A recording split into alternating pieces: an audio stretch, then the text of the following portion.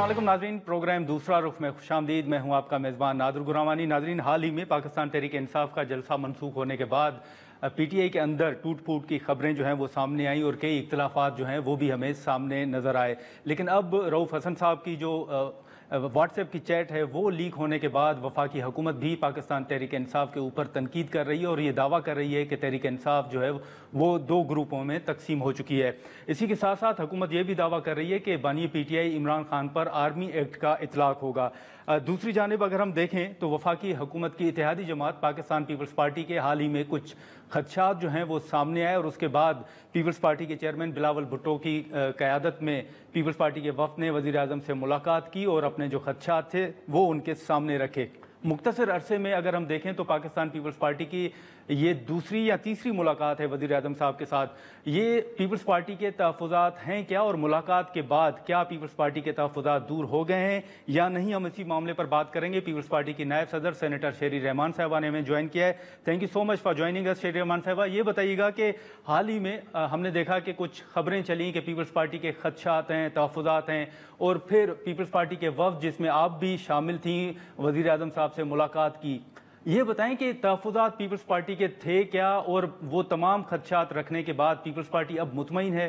क्या नादिर, बात यह है कि देखिए, इस तरह के कोalitions में डे टू डे मैनेजमेंट और थोड़ा बहुत फोकस रखना ज़रूरी होता है। इधर सूरत हाल ये है कि आपने देखा कि सूबों के दरमियान कुछ नोक-झोंक हो गई। फिर वफाकी क़यादत ने कहा कि नहीं, हमें इस पर बातचीत कर देनी चाहिए। आपको पता है कि बिजली के बिलों के हवाले से एक जॉइंट टैरिफ के हवाले से कोई बातचीत होनी चाहिए थी। तो ये बातें पहले भी हुई हैं कि इक़्तिसादी जो इस वक़्त रिलीफ़ देना है लोगों को, और लोगों को एक तो ब्रॉडर इक़्तिसादी इकोनॉमिक प्लान और एक एनर्जी और पावर टैरिफ्स के हवाले से बिजली के बिलों से लोगों की जो कमरे और इस वक़्त कमर टूट रही है और बड़ी होशरुबा महँगाई है। तो इस हवाले से लोगों को कोई ना कोई, मैं समझती हूँ और हमारी सोच यही है चेयरमैन बिलावल की ख़ास तौर से, कि देरपा किस्म का रिलीफ़ हो या थोड़ा अरसा तवील हो जाए उसका। मगर ख़ैर पंजाब के ने जो किया वो अपने ADB से अगर कर रहे हैं, बात ये नहीं है कि किसका पैसा है। आई थिंक अगर हम कोalition में हो तो ये अच्छा रहता है कि हम आपस में गुफ्त-ओ-शनीद करें, और शायद ये हुआ था, ये डिस्कशन पहले हुआ था कि हम साथ चल के करेंगे जो भी एनर्जी प्राइसेस के हवाले से होगी। तो ऐसी कोई बात नहीं। फिर हमारे आपस के इत्तेहाद में जो चलते रहते हैं मामलात, कुछ पंजाब के हैं, वो टीम अलग मिलती है, आई थिंक फिर मिलने वाली है हाल में ही, या कल या परसों लाहौर में। तो उनकी बारीक-बीनी में तो मैं नहीं जाऊँगी, वो उनके अपने इश्यूज़ हैं और वो टीम खुद बात करती है और एम्पावर्ड भी है। बाकी फिर हमारे जो दूसरे इश्यूज़ हैं PSDP के, ख़ास तौर से सिंध के फ्लड के प्रोजेक्ट्स के हवाले से, जिसमें रेज़िलिएंट हाउसिंग की बात की गई थी और स्कूल को बनाने, रीबिल्ड करने की बात की थी। ये सारी चीज़ें जो थीं बजट में एग्री हो गई थी, लेकिन ताख़ीर का हदफ हो गई हैं और हमें ख़दशा था कि ये इसी तरह मामला चलता रह गया। तो अटेंशन लाना था, अपने आपस के इश्यूज़ डिस्कस करने हैं। पॉलिसी वाइज़ भी हमने पूछा कि इकोनॉमिक प्लान क्या है आगे जाके जो प्रेज़ेंट करना है, पायदार है, देरपा है, किस तरह की फंडिंग होगी और कहाँ से और अवाम को किस तरह हम रिलीफ़ देंगे, जो बस ऐसा ना हो कि बस 3 महीने का हो या 2 महीने का हो। थोड़ा-सा आगे का भी सोचना है और उसको कोशिश हमारी होनी चाहिए कि हम एक साथ करें। ये नहीं बिल्कुल। होना चाहिए कि ना। हाँ, हाँ, जी। हाँ। लेकिन आखिर शेरी हम रहमान लोग साहबा, ये जो पंजाब के हवाले से फ़ोरम लाते हैं, असेंबलियों में हम हर चीज़ करते हैं, तो we need a little bit of coordination, और ये वक़्तन-फ़वक़्तन इस तरह की मीटिंग्स मैं समझती हूँ बहुत सेहर हासिल होती हैं। ठीक है, लेकिन शेरी रहमान साहबा, जो जुनूबी पंजाब के हवाले से अगर हम बात करें तो पीपल्स पार्टी के पंजाब के हवाले से भी तहफ़्फ़ुज़ात हैं। आप क्या समझती हैं कि आपके नज़दीक क्या सूबाई हुकूमत जो है पंजाब की, वो इस मुआहदे पर अमल दरामद में ताख़ीर कर रही है, या आपके नज़दीक सूबाई हुकूमत जो है वो मुआहदे पर अमल दरामद नहीं करना चाहती? देखिए, मैं ये कह नहीं सकती कि करना नहीं चाहती, वो तो बड़ी स्ट्रेच होगी मेरे लिए। लेकिन पंजाब के हमारे जो एहलकार हैं, जो ऑफ़िशियल्स हैं, जो इन मुज़ाकरात में डेली होते हैं, कुछ में हम हो जाते हैं और हमारी कोशिश होती है कि पंजाब को हम अपने लोगों को साथ लेके चलें। लेकिन मैं फिर कहूँगी कि उनकी ज़रूर कोशिश होगी कि जो भी पंजाब वालों के हम पीपल्स पार्टी के तहफ़्फ़ुज़ात हैं और जो भी उनको वादे किए गए हैं, प्लेजेस किए गए हैं, वो पूरे करें और आगे बढ़ें। ये ज़रा ज़्यादा होगा कहना कि उनका कोई इरादा नहीं है करने का, ऐसा तो मैं नहीं समझती। मगर डेफ़िनिटली गैप रहा है। गैप रहा है। लेकिन आपको याद होगा कि हाल ही में जो पंजाब हुकूमत ने बिजली के बिलों में रिलीफ देने के हवाले से फैसला किया, उसके बाद कहा जा रहा है कि पंजाब ने तमाम सूबों को ये फैसला करके परेशान कर दिया है। ये जो वज़ीर-ए-आज़म साहब से मुलाकात हुई, क्या उसमें ये मामला भी ज़ेर बहस आया? जैसे आपने जिक्र भी किया कि ऐसा माहौल फिर क्यों पैदा किया गया, क्या ये मामला भी ज़ेर बहस आया था? देखिए नादिर, ये मैंने आपको आपसे अभी बात की है, क्या ज़ेर बहस आया था, क्या नहीं। अब उस बात को बार-बार रिपीट करने का कोई फ़ायदा नहीं है। इतना तो हमारी लंबी मीटिंग नहीं थी जितने आप शोज़ करते हैं। उसी बात की बार की खाल निकालते हैं। हाँ जी, मतलब घंटा डेढ़ ठीक है। बातचीत हाँ, हाँ। होती है। हाँ जी। और अच्छा, ख़ैर लेकिन अब ये ख़ासगाली जो में तहरीक इंसाफ के हवाले से शेर रहमान साहबा अगर बात करें, तो ये भी हुँ। सवालात उठ रहे हैं कि जो पीटीआई ने जलसा मनसूख किया, वो मनसूख करने के बाद जो अहम मुलाकात हुई आज़म स्वाति साहब की इमरान खान से अडियाला जेल में, उस हवाले से ये भी खबरें आ रही हैं कि शायद हुकूमत ने मुआवनत फराम की। आपके नज़दीक वाकई हुकूमत जो है वो ऑन बोर्ड थी, या आप समझती हैं कि नहीं, हुकूमत भी लाइल्म थी इस मामले से? जी, मुझे तो बहुत अजीब लगा कि ये सुबह-सुबह इन्होंने आई थिंक बहुत जल्दी ये बात हुई होगी, सुबह 7 बजे का कह रहे हैं कि मुलाकातें हो रही हैं। तो जी। देखिए, पहले तो मैं ये कहूँ कि खान साहब को जो सहूलियात हैं जेल में, वो ज़िंदगी और पाकिस्तान की तारीख़ में मैंने कभी नहीं देखी। वो आए दिन मीडिया से बातें कर रहे होते हैं, अपनी पार्टी के साथ गुफ्त-ओ-शनीद में डेली, लॉयर्स तो अलग बात है। और ये जी। सारी मतलब वो तो एक ऐसा लगता है कमरे में हैं। तो यस, हुकूमत को नोटिस ज़रूर लेना चाहिए कि उस जेल में हो क्या रहा है, आनियाँ-जानियाँ क्या हो रही हैं, कौन बात कर रहा है। तो ये सवाल तो हर जगह से उठेगा कि एक तो इनको इतनी सहूलियात कहाँ से मयस्सर है। जो किसी को कभी नहीं थी। मतलब ज़रदारी साहब इतने साल जेल में रहे, मैं इसलिए उनकी बात करती हूँ क्योंकि वो आई थिंक पाकिस्तान और पूरे बरे-सगीर के सबसे लंबे कैदी रहे हैं, तो तवील अरसे के हुँ। लिए। तो मतलब हमें याद है बच्चों तक को नहीं मिलने देते, हफ्तों-हफ्तों मतलब कि एक ट्यूसडे या वेडनेसडे लॉयर्स और प्लस वन कोई मुश्किल से होता था, हम लोग बाहर खड़े रह जाते थे। और यही दूसरे लीडरान के लिए, तो इनको ये डेली अच्छा मीडिया से भी बात करने की सहूलत है, देखें। ये नहीं कि कोई पेशी हो रही है या जी। तारीख लगी है जहाँ मीडिया से बात हो जाती थी, नहीं। इनको जेल के अंदर मीडिया बात करने की सहूलत है, जो मैंने कभी देखी नहीं है इस तरह से। आपने देखी है? तो आप मुझे बताएँ। तो ये तो हुँ, इनके साथ हुँ। एक ऑलरेडी नज़र आता है कि मतलब इनके लिए हमेशा इंसाफ का स्टैंडर्ड ही, मयार ही अलग होता है और वो नज़र आता है और फिर वो एक बयानिया बनाते हैं, कभी ह्यूमन राइट्स का, कभी किसी चीज़ का। तो ये एक ऐसी बात है कि इनको खुद सोचना चाहिए कि इन्होंने जो इनके आपस में तोड़-फोड़ हो गई है उसके बाद उनकी बहन कुछ कह रही हैं, उनकी बेगम कुछ कह रही हैं, उनकी पार्टी कुछ कह रही है और वर्कर कुछ और मुश्तइल हैं। तो और आपने फिर पूरे मतलब इस्लामाबाद में ये हवा फैला दिया था हम करने वाले हैं और ये वही पार्टी है जिसने 9 मई किया है। तो ज़ाहिर है हुकूमत सही। भी थोड़ी चौकन्ना होगी, विजिलेंट रहेगी। तो ये सारे सवाल उठते हैं और ये इनके अपने सूरत-ए-हाल पर ज़ाहिर एक सवालिया निशान उठ गया है कि इनकी ऐसी इनकी अपनी इत्तेहाद अपने रैंक्स में इनकी टूट-फूट जो हो रही है, वो अब नज़र आने लगी है। एक तरफ गंडापुर साहब पैसे डिस्ट्रीब्यूट करके लोगों को मुंतशिर कर रहे हैं कि जाएँ अपने घरों में जाएँ और एक दिन पहले और रात पहले वो कह रहे हैं हर हालत जी। में होगा, कुछ जो भी कर लो होगा। भई हमने भी किए हैं जलसे-जुलूस और कभी बगैर एनओसी के भी किए हैं ऐसे हालात में जब मार्शल लॉ वगैरह वगैरह रहे। लेकिन कभी जो ये तोड़-फोड़ करते हैं, जो इनके यहाँ ऊँच-नीच होती है, जो मतलब लोगों को वो हदफ बनाते हैं, रियासत को बना, ये तो कभी आई डोंट मीन, मुझे फिर भी पाकिस्तान की जिंदा तारीख में ये नहीं याद आता। आई डोंट नो, आपको याद आता है कि लेकिन शेरमान साहब गुफ्तगू में खान साहब ये भी कह रहे हैं कि हमारी हुकूमत के साथ जो है वो कोई बातचीत नहीं चल रही।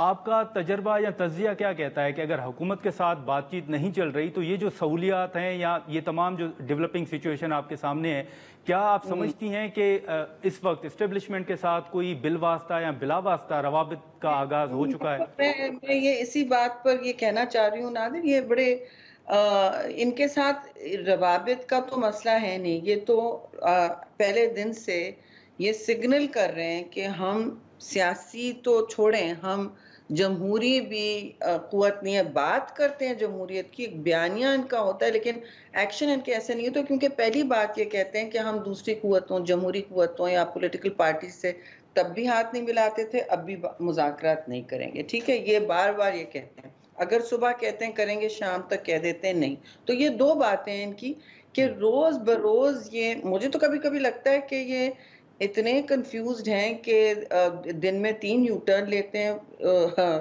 वोटर भी इनका, सपोर्टर एक्टिविस्ट जो है, कारकुन, उसका भी सर घूम गया होगा। लेकिन इनका सिर्फ काम ये है कि बयानिया बनाए रखें, सबको बिजी रखें। आप भी शो इस पे कर रहे हैं, सारे शो इस पे, आप ना पॉपुलेशन पे कर रहे हैं, ना क्लाइमेट पे कर रहे हैं, आप इन चीजों पे कर रहे हैं। जो मतलब इक्तिसादी हालात हैं उसका, IMF का क्या हो रहा है, कितने बिलियन रोल ओवर, ये सारा डिस्कशन नहीं हो रहा। बस रोज ये हो रहा है कि पीटीआई ने आज धरना देना है, पीटीआई ने घेराव जलाव करना है, पीटीआई ने आज ऑफर किया, पीटीआई ने ऑफर वापस ले लिया। ये रेडिकुलस बातें हैं जी, और ये इनकी, मैं समझती हूँ, पॉलिटिकल स्ट्रेटजी है कि ये पॉलिटिकल स्ट्रेटजी है नादिर। शेरमान साहब जी जी, दो मुख्तसर सवाल आपसे करूंगा। एक जो पीटीआई ये दावा कर रही है कि जो डिप्लोमेट्स हैं वो भी अब मुलाकातों के दौरान इमरान खान साहब की रिहाई की बातें कर रहे हैं। आपकी जो डिप्लोमेट्स हैं उनसे अक्सर मुलाकातें होती रहती हैं, क्या डिप्लोमेट्स ने किसी मरहले पर, किसी जगह पर वाकई खान साहब की रिहाई का कोई मामला उठाया है?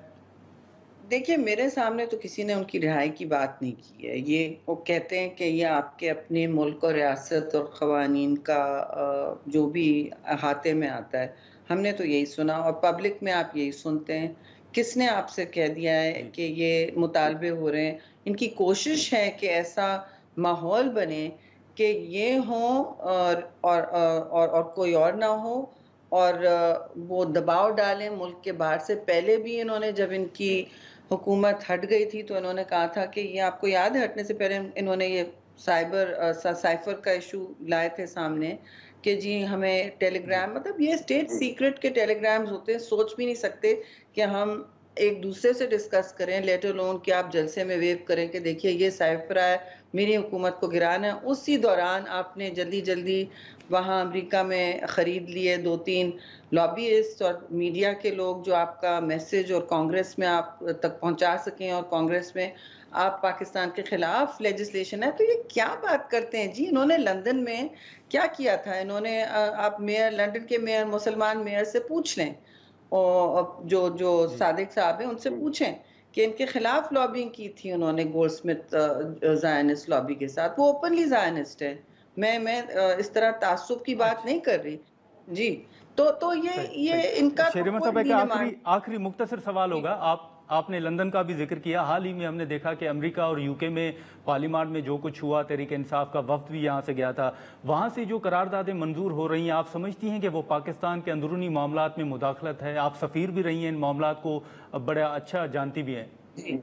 जी, मैं समझती हूँ कि एक जब लाइन क्रॉस हो जाती है तो वो क्रॉस हो जाती है, और उसमें कोई मैं नहीं समझती डिबेट हो सकती है, और साफ वहाँ के सफ़ीर और रियासत को मैसेज देना चाहिए कि जी आप लाइन क्रॉस कर रहे हैं। जमहूरी बातों पर और ब्रॉड आप फ्रेमवर्क्स पर बात कर सकते हैं, लेकिन फिर अगर आपने इस तरह की बात करनी है तो फिर वो हर तरफ की बात खुलती है ना। पीटीआई का फोकस, मैं फिर कहूंगी, ये है कि वो रियासत का इस्तेकाम नहीं देखते। वो अपने मुल्क और कौम की रेपुटेशन, उसकी साख, उसकी तौकीर को नहीं देखते। वो अपना झंडा बुलंद रखना चाहते हैं, और वो जो भी कीमत हो, मुल्क का इकबाल बुलंद ना हो लेकिन उनका हो, और वो एक्सपेंस पे हो। At the cost of Pakistan वो बिजनेस करने तैयार हैं, बल्कि उनका सारा स्ट्रेटजी ये है, क्योंकि वो कहना चाहते हैं कि वही है पाकिस्तान, और बाकी जो लोग हैं मुल्क में जो उनके होते हुए भी ऑपोजिशन में थे, उनको नहीं कहते। 2018 के इलेक्शन की वो बात करने तैयार नहीं है, वो उन्होंने छीना था मुल्क से, लेकिन हमने ये डंका बजाया बाहर जाके, हमने ये तमाशे किए बाहर जाके, ना मुल्क में धरने किए, ना बाहर जाके मुल्क की इज्जत को एक्सपोज करने की कोशिश की। इस तरह तो नहीं होता, लेकिन इन्होंने बिल्कुल अपनी अना की ज़ात की सियासत इन्होंने की हुई है। ये यहाँ के यंग लोगों को, नौजवान नस्ल की जहन साजी करते हैं रोज़ इंटरनेट पे बैठ के, और उनका एक जो नैरेटिव बनता है वो नफरत की तरफ जाता है, जो बहुत आसान होता है पिक करना ना। उससे आपको लाइक्स भी मिलते हैं, आपका मैसेज, अगर आप कोई मंतकी बात करेंगे, कोई काम बात करेंगे, कोई सुलझी हुई बात करेंगे, उसके 4 लाइक्स होंगे, या मेरे समझे 40 भी आ गए या 400 आ गए। मैं कोई नफरत अंगेज बात करूंगी तो नादिर वो 4000 होना है। सही, तो इनका ऐसे, ये काम। थैंक यू सो मच शेरी रहमान साहबा, थैंक यू सो मच, आपने वक्त निकाला, बहुत शुक्रिया। नाजरीन, सेनेटर शेरी रहमान साहबा की गुफ्तगू आपने सुनी। हम यहाँ पर एक शॉर्ट ब्रेक लेंगे और ब्रेक के बाद वफाकी वजीर कैसर शेख साहब जो हैं वो हमें ज्वाइन करेंगे।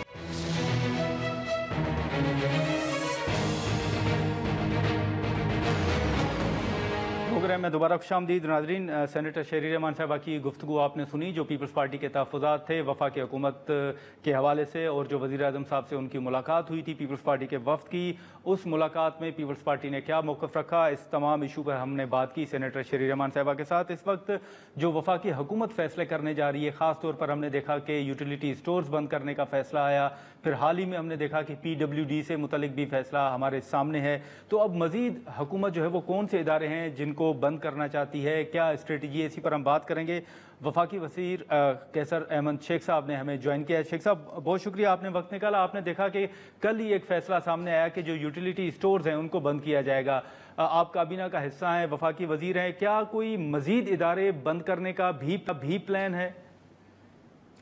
बिस्मिल्लाहिर्रहमानिर्रहीम। आपने सही बिल्कुल बात की कि यूटिलिटी स्टोर को बंद करने का और PWD को पहले बंद करने का फ़ैसला हुआ है, और मज़ीद इदारे भी जो SOEs हैं, जो स्टेट ओन एंटरप्राइजेज़ हैं, उनमें मैं ख़ुद उस कमेटी का मेंबर हूँ, और इसमें काफ़ी इदारों को पाकिस्तान के जो हम समझ रहे हैं कि स्ट्रेटजिक नहीं हैं, वो उनको हम प्राइवेटाइज़ करेंगे या पब्लिक प्राइवेट पार्टनरशिप में देंगे।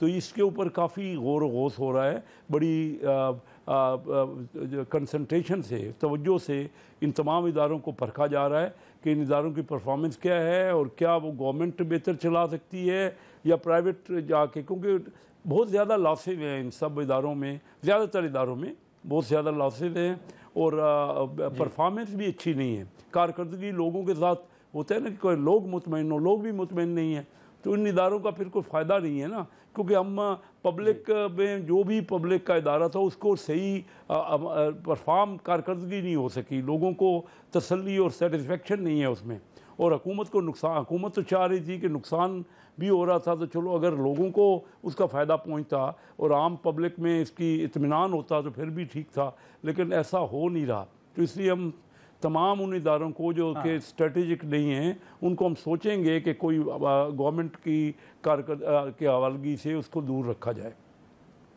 शेख साहब, आपने जिक्र भी किया कि आप खुद उस कमेटी का जिक्र हैं, कुछ 2-4 नाम शेयर कर सकते हैं अगर आपको याद हो कि कौन कौन से इदारे हैं जिनकी आने वाले दिनों में निजकारी हो सकती है या वो बंद हो सकते हैं?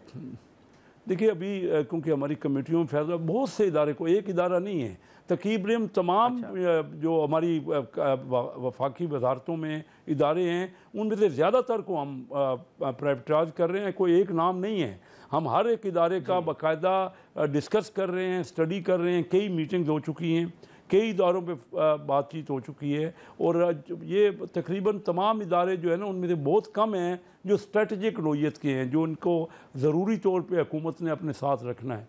अदरवाइज़ हम ये सोच रहे हैं कि इनकी परफॉर्मेंस नहीं, इनका रिज़ल्ट नहीं, तो और हुकूमत को हम कम से कम करना चाहते हैं। हम चाहते हैं कि हुकूमत का ये काम नहीं, हुकूमत गवर्न करे और हुकूमत बेहतर रिज़ल्ट दे लोगों तक। जी हाँ, तो इसलिए कोई एक इदारा, और क्योंकि अभी फाइनल हो रही हैं हर चीज़ जो है, फाइनल स्टेज पे है, जल्द आपको रिवील हो जाएगा। बहुत से इदारे हैं जिनको हम स्टडी कर रहे हैं और जो हम महसूस कर रहे हैं कि वो ठीक नहीं चल रहे। जी हाँ।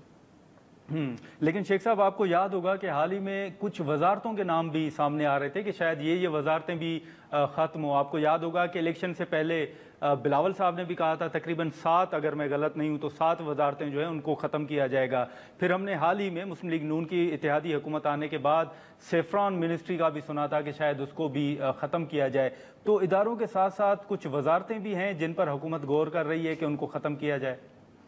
देखिए ना, आप ये तो चीज़ आम सबको पता है कि हम हुकूमत का जो को कम कर रहे हैं। हम हुकूमत की जो है ना उसका जो बोझ है इदारों के ऊपर जो बोझ है, हुकूमत के ऊपर बोझ है या हुकूमत ही जिनमें इन्वॉल्व है, तो हम समझ रहे हैं कि वो कम से कम हुकूमत इन इदारों में उनको काम करना चाहिए और हुकूमत को ज़्यादातर अपनी गवर्नेंस पे जोर देना चाहिए, गुड गवर्नेंस पे। तो इसमें तो आप दुरुस्त कह रहे हैं कि वजारतों के बारे में भी डिस्कस हो रहा है कि हम वजारत को या तो एक वजारत को दूसरी वजारत से मर्ज कर दें, इकट्ठा कर दें और उनमें कोई जो उनकी डिवीजन्स हैं उनको कम करें, वफाकी वजारतों की जो डिवीजन्स हैं। जी हाँ, बिल्कुल। और जल्दी से जल्दी हम कोशिश कर रहे हैं कि इन मामलात को, आपने देखा है कि PIA के बारे में आपने पढ़ ही लिया, हम जो एयरपोर्ट्स हैं उनको भी आपने देख लिया। तो हम ये सोच रहे हैं कि जितने इदारे सिर्फ स्ट्रेटेजिक हैं वो हम हुकूमत अपने पास रखेगी। और वजारतों के बारे में आपने दुरुस्त कहा कि वजारतों को कम करेंगे ताकि अखराजात में कमी हो। और रिसेंटली हमने ये भी फैसला किया है कि नई कोई जॉब जो है ना वो नहीं प्रोवाइड की जाए, तमाम जॉब्स पे भी लागू कर दिया है बैंड। और उसके अलावा ये भी है कि ये हम कोशिश करें कि कैसे अपने अखराजात को कम किया जाए और लोगों को तक उस सहूलतें बेहतर मुहैया की जाएँ और कास्ट ऑफ सारे जो है इन इदारों के वो कम की जाए, लोगों पे जो इसका जो टैक्सेशन होती है उनसे ये इदारे चलते हैं, क्योंकि लॉसेस कर रहे हैं ना। तो हम इसलिए इसको हुकूमत को बड़ा थिन रखना चाहते हैं, हमको उनको वसी नहीं करना चाहते हुकूमत को। तो सर ये जो जॉब्स हैं उन पर भी वफाकी हुकूमत ने पाबंदी लगा दी है कि अब कोई जॉब्स जो हैं वो नहीं होंगी। जी बिल्कुल, पाबंदी बिल्कुल डिस्कस हुआ है काबीना में और नई जॉब्स पे भी पाबंदी लग रही है। और उसके अलावा ये भी है कि कोई नई गाड़ी नहीं कोई ख़रीद सकेगा। और पहले ही तमाम वज़रा ने अपने कैबिनेट के तमाम हमारे जो मेंबर हैं उन सब ने कहा है कि हम कोई ज़ाती तनख्वाह नहीं लेंगे, बल्कि हम बिजली के और गैस के अपने भी बिल जो है वो भी खुद बर्दाश्त कर रहे हैं। तो हर एक के ऊपर हम कोशिश कर रहे हैं, गाड़ियाँ जो है नई गाड़ियाँ कम से कम ख़रीदी जाएँ, तो ऐसे उस पर भी पाबंदी लग रही है। और बाहर का सफ़र भी जो है वो कोई बिज़नेस क्लास पे कोई भी वज़ीर ना करे। तो बड़ी सख्त इस पर हम कर रहे हैं कि कैसे ज़्यादा से ज़्यादा जो है वो सेविंग्स हो सकती है और कैसे यानी अखराजात में कमी हो वाक़ हो। ठीक है शेख साहब, अगर इजाज़त दें तो यहाँ पर एक शॉर्ट ब्रेक लेते हैं और ब्रेक के बाद नाज़रीन से गुफ्तगू को आगे बढ़ाते हैं।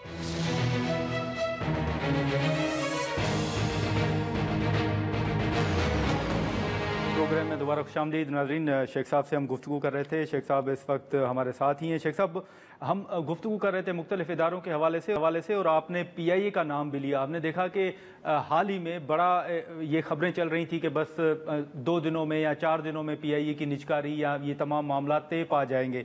PIA के हवाले से अब क्या डेवलपमेंट है सर? इस पर बड़ी खामोशी है, क्या इसमें कोई ताख़ीर है, क्या देख रहे हैं?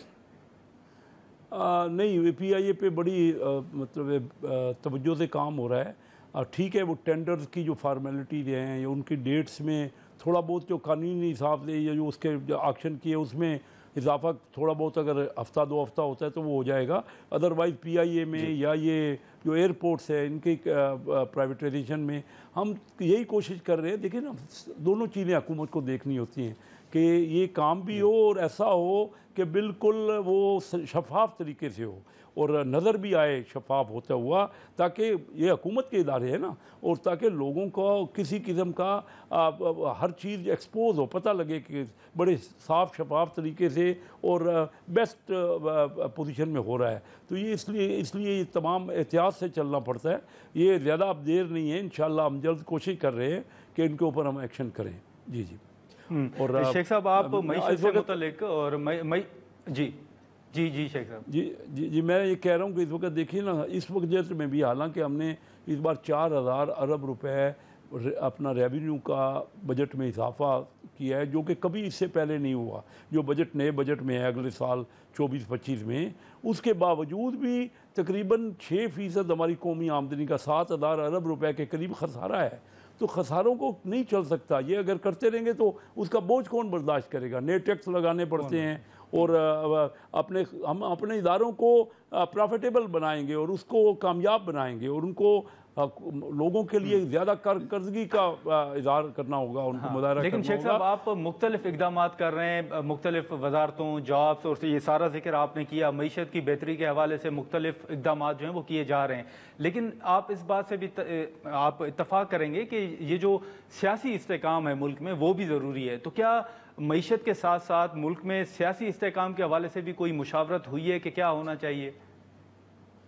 देखिए, बिल्कुल आप दुरुस्त कह रहे हैं। हम तो हर वक्त चाह रहे हैं कि सियासी इस्तेकाम हो। सियासी इस्तेकाम तो बहुत ही ज़रूरी है, लेकिन उसमें तमाम पार्टियों को मिल बैठ के अपना हिस्सा देना पड़ेगा ना।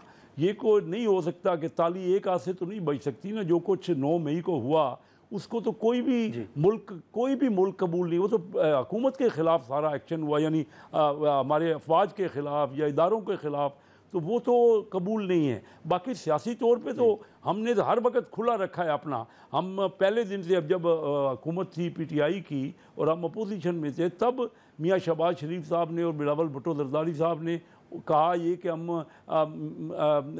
चार्टर ऑफ इकानमी करना चाहते हैं, आइए बैठें और मुल्क की का। अब देखिए ना क्या हुआ, जब इन्होंने छोड़ी है हुकूमत 2022 में, तो 80 अरब डॉलर की इंपोर्ट थी और 30 अरब डॉलर की एक्सपोर्ट थी।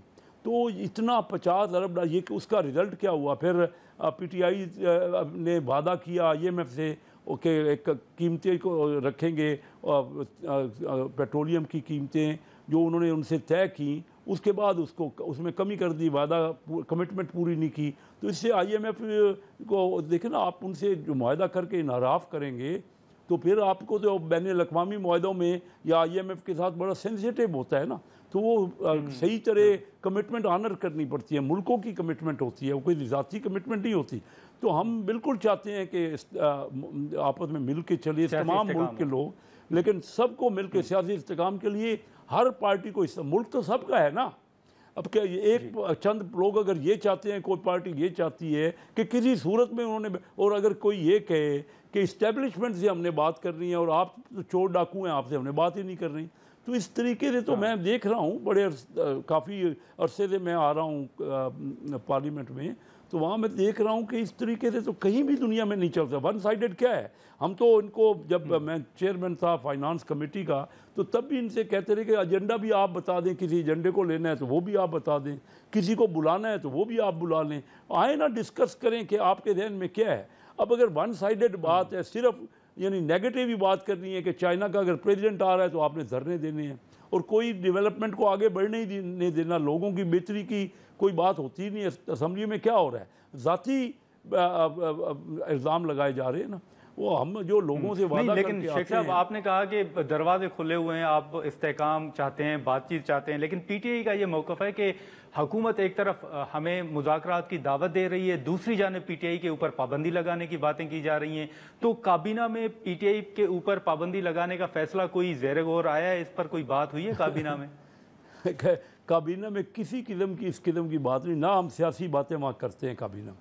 काबीना तो एक पूरे मुल्क के लोगों के मामलात को, कि उनके मसाइल के हैं, किस तरह हल कर रहे हैं, वो हम डिस्कस कर रहे हैं। ये जैसे आपने कहा कि हम ये कर रहे हैं कि ऑस्टेरिटी मेजर, यानी बचत की स्कीमें, किस तरह बचत की जाए, लोगों को क्या फ़ायदा पहुंचाया जाए, इदारों को बेहतर कैसे किया जाए। हम तो दिन रात इन्हीं चीज़ों पे डिस्कस करते हैं। या IMF के जो बातचीत थी तो वो हुआ है कि चाइना और सऊदी अरेबिया, UAE के दौरे हो रहे हैं। हमारी पोर्ट के बारे में देखिए, बड़ी इंटरेस्ट लोग, ये अच्छा गलत अफवाहें फैलाई जा रही हैं कि बाहर वाले इन्वेस्टमेंट नहीं करें। इस वक्त तो पाकिस्तान की पोर्ट्स में, जो मैं मैरी टाइम अफेयर्स का मिनिस्टर हूँ, फेडरल मिनिस्टर हूँ, तो मुझे बताइए कि इतनी पोर्ट, अभी recently last week Abu Dhabi का पूरा डेलीगेशन आया हुआ है। वो मज़ीद इसमें एक्सटेंशन चाहते हैं अपने यहाँ पे। उन्होंने हमारी KPT में टर्मिनल बनाए हैं। वो मज़ीद हमसे कंसेशन वो चाहते हैं कि हम उनको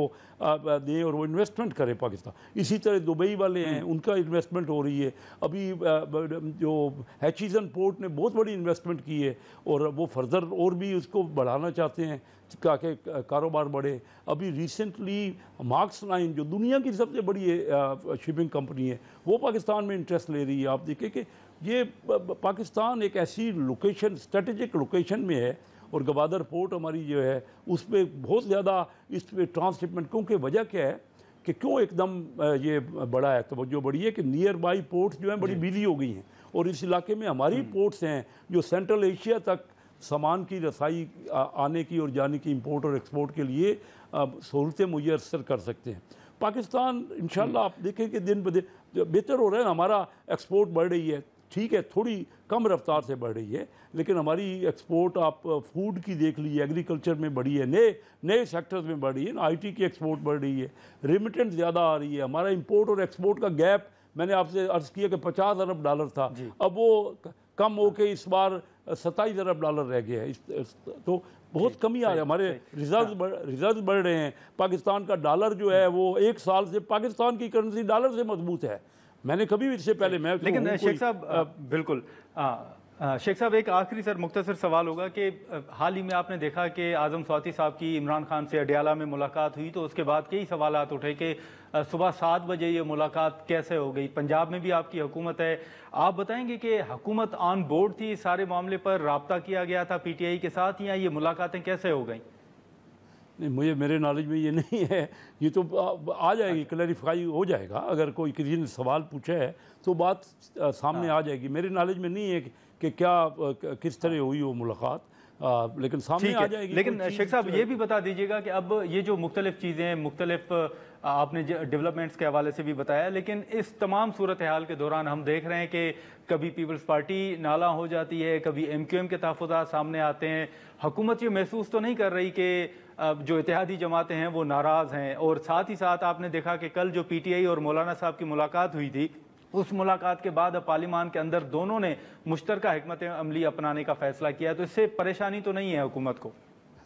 हुकूमत तो देखिए ना अपना काम कर रही है। कोई भी हमारी जो एलाई पार्टी है ना, देखिए उनका इख्तलाफ हो सकता है, वो हमारे सपोर्ट कर रहे हैं, लेकिन हम जब उसको रिजॉल्व कर रहे हैं, आपस में गुफ्तगू करते हैं, बैठते हैं, मैं आपको यकीन दिलाता हूँ कि हमारा बड़ा इत्तेहाद मुस्तहकम है और एक दूसरे से मशवरा होता है।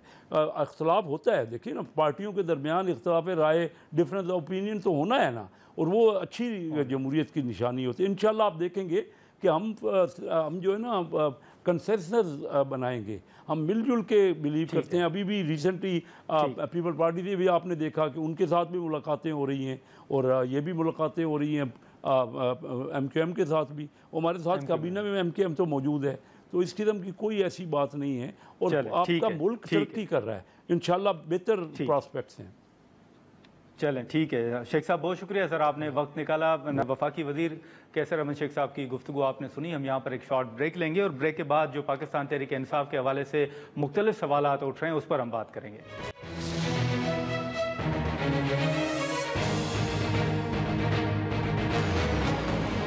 प्रोग्राम में दोबारा खुशामदीद नाज़रीन। सेनेटर शेरी रहमान साहिबा, कैसर अहमद शेख साहब की गुफ्तगू आपने सुनी। अब जो तहरीक इंसाफ के हवाले से वफाकी वज़ीर और जो दीगर रहनुमा हैं वो सवालात उठा रहे हैं, हम उसी मामले पर बात करेंगे। PTI के सीनियर रहनुमा शोएब शाहीन साहब ने हमें ज्वाइन किया है, बहुत शुक्रिया शोएब शाहीन साहब। सबसे पहले तो ये बताइएगा कि आज वफाकी वज़ीर अता तारड़ साहब ने कहा है कि ये जो चैट लीक हुई है उसके बाद कि तहरीक इंसाफ जो है वो टूट फूट का शिकार है और जो ग्रुप्स हैं वो बन गए हैं। एक तो ये बताइएगा, इस पर आपका कमेंट चाहिए। दूसरा, जो जलसा मनसूख हुआ उस हवाले से 2 दिनों से यही गुफ्तगू हो रही है, क्या बतौर पार्टी के सीनियर रहनुमा आपको भी इस पर हैरानगी है कि ये जलसा कैसे मनसूख हुआ? देखिए जी, पहली बात तो ये है कि ये इनकी ख्वाहिश है कि इनकी पार्टी टूट फूट का शिकार हो जाए। बड़े बड़े लीडर ये लेके चले गए, किंग्स पार्टियां बनाई हैं, ये तो कठपुतली हैं, इनकी तो हैसियत कोई नहीं। क्या हुआ? क्या पार्टी टूट फूट का शिकार हो गई? क्या 8 फरवरी को लोग नहीं निकले? क्या हम 180 से ज़्यादा सीटें नहीं जीते? फिर इनको फॉर्म 47 की हुकूमत बनाने पड़ी। तो अब अता तारड़ का तो जब भी बात करें तो सबसे पहला उसके साथ लिखा होता है ये झूठ बोल रहा है। मुझे बता दें कि इसने पिछले महीने जो कुछ कहा, 12 जुलाई को इलेक्शन उसका मखसूस सीटों का फैसला आया, 15 जुलाई को उसने कहा जी पार्टी पे पाबंदी लग रही है और हम आर्टिकल 6 लगा रहे हैं और हमारी हुकूमत का फैसला है और इत्तेहादियों से भी बात हो रही है। क्या हुआ? तो ये झूठे लोग हैं, ना इनके पास कैपेसिटी है, ना इनको अख्तियार है, ये सिर्फ झूठ बोलने के लिए आकर के टीवी में बैठ जाते हैं और इस तरह के प्रोपेगेंडे फैलाते हैं, इसलिए इनकी कोई हैसियत नहीं है। एक बात तो ये तय हो गई, अल्हम्दुलिल्लाह पार्टी मुत्तहद है और हम सारे इकट्ठे खड़े हैं।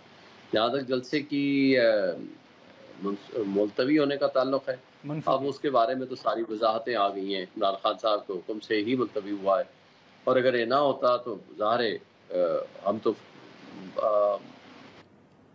पूरी तरह तैयार थे। प्लान ए भी था, बी भी था, सी भी था।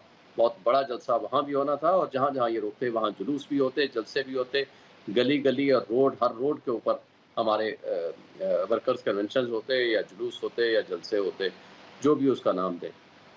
लेकिन हजारों की तादाद में लोग पहले ही आ चुके थे। और अब जो 8 सितंबर को आप जलसा करने जा रहे हैं, हमने पहले भी देखा है कि 2-4 मरतबा जो आपने जलसा करना था आपको इजाज़त नहीं मिली, आपको अदालतों में भी जाना पड़ा, लेकिन अब आपने नई तारीख दी है। अगर 8 सितंबर को भी आपको इजाज़त नहीं मिलती तो फिर स्ट्रेटजी क्या होगी? देखिए, अब तो इमरान खान साहब ने कह दिया है कि अब मैं भी कहूँ आपने जलसा मुलतवी नहीं करना, और अगर कोई आकर आपको कहे जी खान साहब का हुक्म है तब भी आपने जलसा मुलतवी नहीं करना, अब तो ये होना ही होना है। और सितंबर को दूसरी कोई सेकंड ऑप्शन ही कोई नहीं है। तो इंशाल्लाह ताला होगा और भरपूर होगा। और ये भी अगर खान साहब के बीच में इंटरवेंशन ना, कोई ऑप्शन अवेलेबल नहीं थे कि सिवाय इस बात के इन्होंने जिस तरह जाकर मिन्नत समाजत की और जिस तरह बैकवर्ड चैनल अडॉप्ट किया और खान साहब तक जाकर के ऐसी स्टोरी पोर्ट्रेट की, इसके नतीजे में खान साहब ने बिलाखिर इनको एक वक्त दिया ताकि ये कोई भी बहाना ऐसा ना करें कि जिसके ज़रिए ये साबित हो कि जनाब कोई हम इंतशार फैला रहे हैं। बहरहाल इस हवाले से मैं ये समझता हूँ कि खान साहब का फैसला था जो हम सब कारकुनान उनको एक्सेप्ट करने पर मजबूर हुए, वरना किसी की भी बात नहीं होनी थी, ना ही किसी ने इसको एक्सेप्ट करना था कि जलसा मुलतवी करें। और जलसे के अल्तवा का मामला तस्वर भी नहीं किया जा सकता। और अदरवाइज़ भी हम इंशाल्लाह कंटेम्प्ट इनके खिलाफ ऑलरेडी लेके गए हुए हैं, तो कंटेम्प्ट 28 अगस्त को लगी हुई है। हम यकीन रखते हैं कि इंशाल्लाह इनके खिलाफ इनको हमने सज़ाएँ दिलानी है। अब डिप्टी कमिश्नर या चीफ कमिश्नर जो कुछ इस तरह की हरकतें कर रहे हैं, मेरा नहीं ख्याल कि 8 सितंबर को ये करेंगे, लेकिन उसके बावजूद भी मेरा उनके ऊपर भरोसा नहीं है कि ये फिर भी इस तरह का कोई इलीगल ऑर्डर पास कर सकते हैं। लेकिन एक बात तय है, हमने जलसा मनसूख नहीं करना, वो हमने हरा। ठीक है शोएब शहीन साहब, एक आखिरी मुख्तसर सवाल होगा सर कि आपने देखा कि आपके बड़े तहफ़्फ़ुज़ात थे कि खान साहब के साथ मुलाकातें नहीं करने दी जा रही, मुख्तलिफ रहनुमाओं के, वो अडियाला जेल से वापस भी आते थे जिसमें अपोजिशन लीडर भी शामिल रहे, बैरिस्टर गौहर साहब जो चेयरमैन है वो भी शामिल रहे, लेकिन अब आपके ऊपर हुकूमतें या हुकूमत में बैठे लोग ये तनकीद कर रहे हैं कि आज़म स्वाति साहब की सुबह 7 बजे मुलाकात कैसे हो गई? क्या अब हुकूमत राब्ते में थी, राब्ता किया गया था, या आपको बताया गया है कि ये मुलाकात कैसे हुई? लेकिन पहली बात तो यह है कि ये हुकूमती क्यों परेशान है या हमारे पे सवाल उठा रहे हैं? हुकूमत वाले पता करें, हुकूमत के ज़ेर कंट्रोल थी जेल, तो मेरे आपके ज़ेर कंट्रोल नहीं थी जी। खान साहब का मैसेज मिला और खान साहब को मिलने के लिए चले गए। बाकी तफसीलात आपके सामने आ चुकी हैं। ये तो साबित हुई है कि ये रियासत फेल हो गई थी, ये माहौल को कंट्रोल करने में नाकाम हो चुकी थी।